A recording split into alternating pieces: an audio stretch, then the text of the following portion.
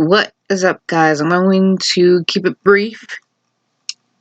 Just saw the last episode, the season finale of House of the Dragon. Let the game begin, let the war begin. So it's war they want, so war they shall get. Basically, episode 10 takes place, of course, after the events of episode 9. Word has gotten out of what Alicent has done, that the king is dead and Aegon is now king of the Iron Throne, which that title rightfully belonged to Rhaenyra.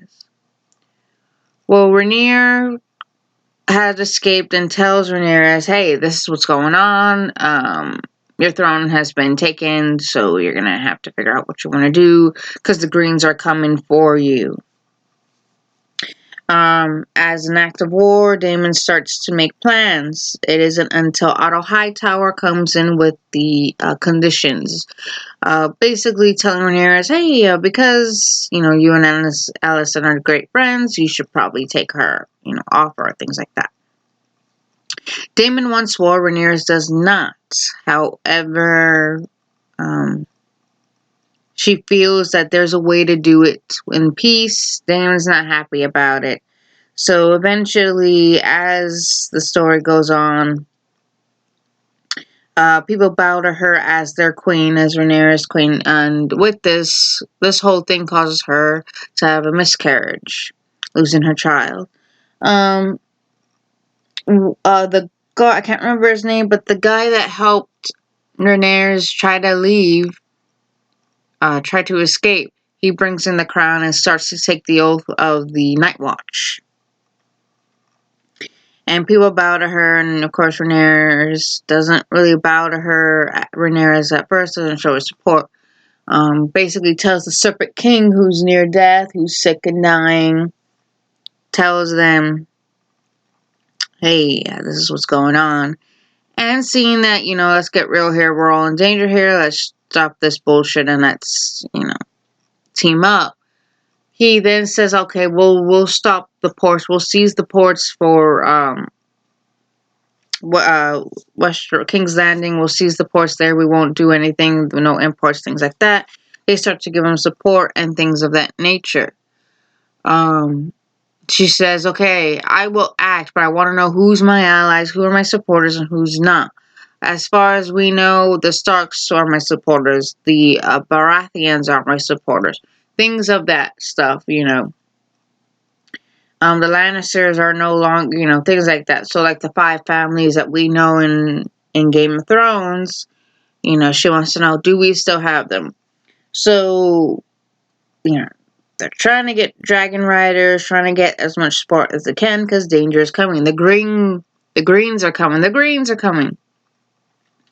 So we have Jaehaerys, who is the son of Rhaenyra, go to Lord Baratheon. And when he goes there, he is met with Aemond.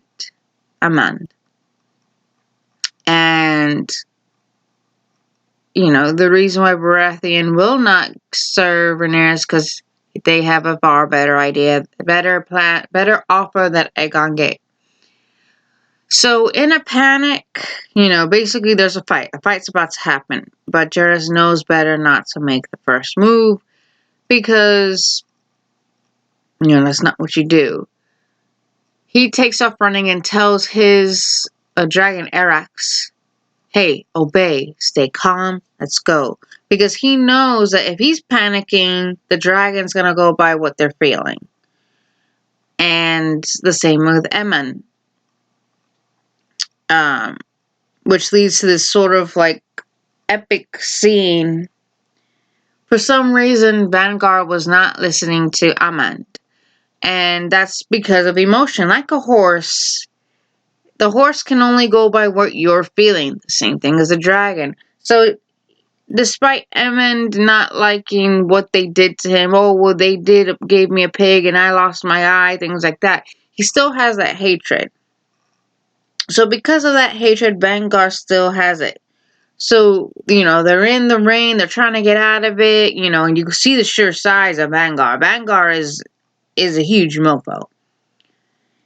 When Anrax, goes to fight, Anrax is just going by his instinct. He, blows fire at him and takes off.